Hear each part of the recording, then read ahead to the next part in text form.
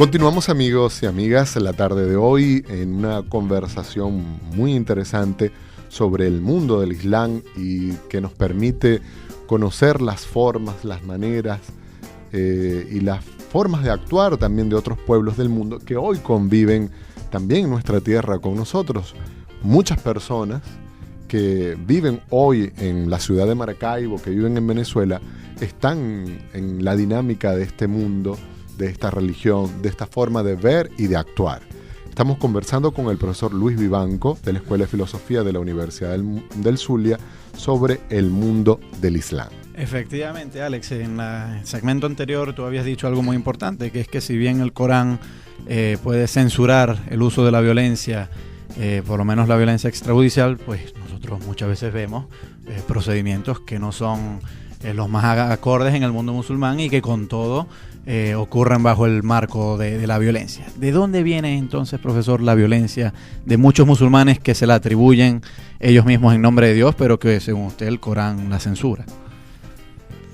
Bueno, yo diría que también si uno ve la historia del Islam, hay esa violencia. Como hemos dicho antes, el profeta proclamó su religión y fue un profeta armado. Y por eso es que esa bandera de la Arabia Saudita tiene una espada, ¿no? Es a veces defensiva, a veces también es ofensiva. Pero además hay un punto que no hablamos en el primer segmento, pero yo creo que valdría la pena tocar aquí, es el tratamiento que, por ejemplo, Mahoma le dio a las tribus judías en Medina, que es un tema fuerte y quizás fue ahí el inicio de la violencia islámica. Sí. Bueno, es un tema muy fuerte, sí es verdad. Él fue muy duro con esas tribus. Eran 3 tribus. A una les dejó irse con prácticamente todos sus bienes. A otra sí les quitó algunos bienes, les quitó algunas cosas y les puso un impuesto. Los expropió. Sí, los expropió, vamos. Y a la tercera sí que a todos los hombres los mató. Eso, cavaron una trinchera y fueron 800 varones, tuvieron desde la mañana hasta la noche. Claro, cuando uno ve esa cuestión o lee eso, y eso hay que decirlo en honor al Islam, que el Islam tiene un registro de toda su historia muy detallado de todo eso. Entonces sabemos, todas las cosas sobre Mahoma las sabemos muy bien, y estas cosas las sabemos por sus mismos testigos de esa época. Entonces uno la verdad es que no sabe qué pensar con estas cosas. Yo al menos no lo tengo claro. ¿Usted cree que eso pudo haber sido un germen para la posterior violencia?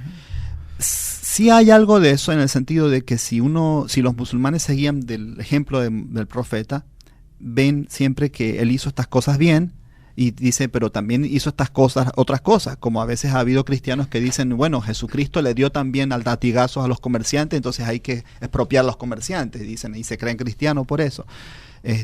Yo tengo mi punto de vista particular allí. Yo creo que las personas deben considerar algo que dice el Corán, y que dice que hay cosas que ahí se abrogan, que abrogan a otras, ¿no? Hay partes que mejoran o que dejan abolidas a otras partes, ¿no? ¿Por qué? Porque la revelación fue recibida en grados y algunas cosas venían para un momento en particular y era un momento de despierta y lucha, pero una vez que se consigue la victoria ya hay que deponer la lucha y hacer la paz, ¿no? Entonces, si usted se queda con el mensaje de la lucha, tiene siempre un Islam militante y hasta violento. Esa violencia estuvo en el Islam después. Se murió Mahoma. De los 4 primeros califas, los califas más ortodoxos, vamos a decir, los 4 primeros, 2 murieron asesinados, ¿no? Uno murió de enfermedad, pero los otros 2 murieron asesinados. Y muchos otros sultanes y califas murieron asesinados unos con otros, etcétera. Y hay una historia de persecución y opresión, inclusive entre los mismos musulmanes. De modo que no se trata de un tema que vino ni con Occidente, ni que está ahí como una cuestión imaginaria. Hay una cuestión de violencia. Pero ¿y por qué puede ser eso? Yo pienso que también que puede ser por este hecho, que es una violencia cultural de esas sociedades. Las sociedades semíticas eran sociedades muy competitivas, y precisamente ese competitivo se ve en lo que decíamos antes, el comercio, ¿no? Y eso llevaba también a una confrontación que se resolvía de manera violenta. Es decir, busquemos eso en la Biblia y lo vamos a encontrar también. Moisés fue muy violento, si vamos a ponernos con eso, ¿no? Moisés fue muy violento y también hizo masacres y, vamos a decir, hasta genocidios con los amalequitas y con otros pueblos, y Jericó derribada, etcétera, ¿no? Entonces, es una tradición de esa zona, y es una tradición antigua.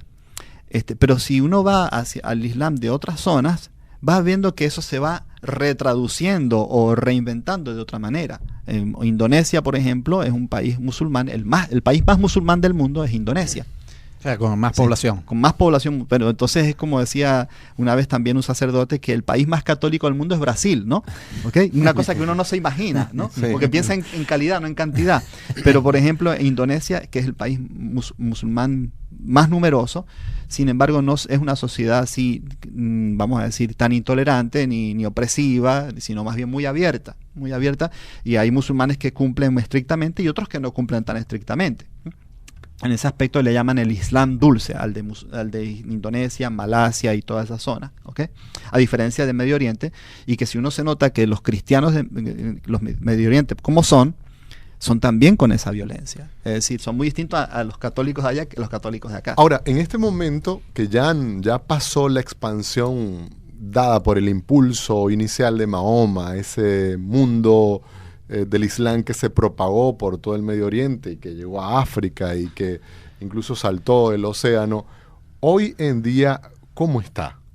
Hoy, ¿cómo podríamos valorar la expansión del Islam que sentimos que, aunque no va avanzando con la espada y los caballos, está avanzando por otras dimensiones y otras convicciones? Es decir, vemos países que todo el tema del mundo musulmán, del Islam, está interesando, e incluso hay gente convirtiéndose a la religión. Te digo que yo estuve hace unas semanas en Valledupar. Ajá. Y de camino uno tiene que coger por Maicao. Sí. Y en Maicao una mezquita Importante. grande. Y en Maracaibo también hay una mezquita. ¿Cómo ha sido la penetración?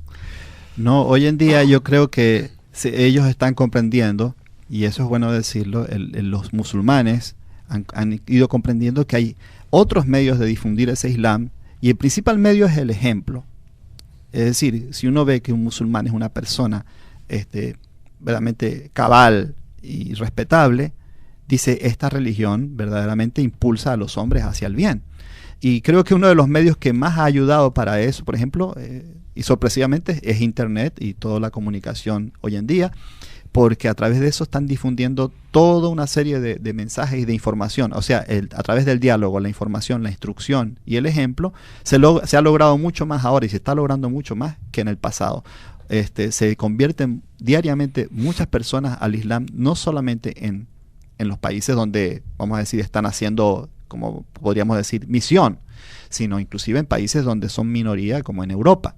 Ahí vemos gente que es noruega o danesa de toda su vida, y luteranos, y se convierten al Islam, porque piensan que esa fe les da un sentido a su vida distinto y mejor que el que tenía antes. ¿Se emplea, usted cree, la riqueza petrolera de los países del Golfo para hacer el proselitismo? Sí, se emplea. Por lo menos aquí, por ejemplo, la mezquita de Caracas fue edificada por una fundación de Arabia Saudita, y eso sé que a muchos musulmanes no les gustó mucho, ¿no?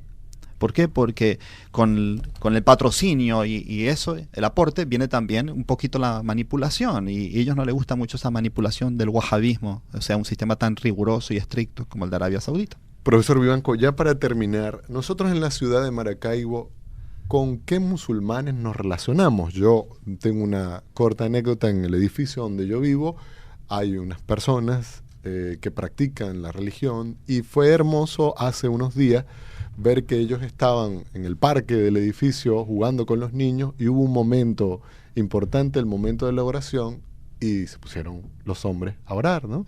Y todos nos quedamos gratamente sorprendidos de eso. ¿Con quiénes convivimos nosotros? ¿Con qué musulmanes convivimos? Yo diría que los musulmanes no son muy distintos a nosotros. Diría que se toman más en serio su religión, su fe, con más sinceridad en general, que en general también están más instruidos sobre su religión que nosotros sobre la nuestra, y a veces sobre nuestra religión están más instruidos que nosotros mismos. Me ha tocado muchas veces con musulmanes dialogar, conversar, y saben cosas del cristianismo que yo después me tuve que poner a estudiar. Y desde luego saben cosas de su religión mejor que lo que puede conocer a veces un cristiano de su propia religión, ¿no? Son en general las personas que han emigrado, son personas que tratan de mantener su identidad y su cultura, y eso es una cosa muy valiosa en un mundo en que precisamente la crisis de valores y las crisis culturales llevan a las personas a desenraizarse y a perder su identidad. Ellos están muy claros de su identidad, sobre todo los que vienen de Medio Oriente, de su identidad árabe, ¿no? Y aquí quiero referirme no solo a los musulmanes, a todos los que vienen de Medio Oriente, sean árabes, judíos, armenios, coptos, cristianos o musulmanes. Ellos tienen esa amor por su identidad y por sus raíces, que ojalá nosotros nos emuláramos ese ejemplo en América para enraizarnos también más hacia la existencia. Muy bien, se nos terminó el tiempo, el programa del día de hoy, Gabriel. Bueno, gracias, Alexander. Una conversación muy amena y muy ilustrante. Y Muchas seguro gracias. que nos quedan muchos temas para poder seguir conversando con el profesor Luis Vivanco. Muchas gracias por estar con nosotros. Muchas gracias a ustedes. Y a ustedes les damos las gracias también por escucharnos, por estar interesados en estos temas. Desde el control técnico, Hasbi Díaz y Antonio Palmar. En la conducción, Gabriel Andrade, y quien les habla, Alexander Hernández. Que estén muy bien, buenas tardes.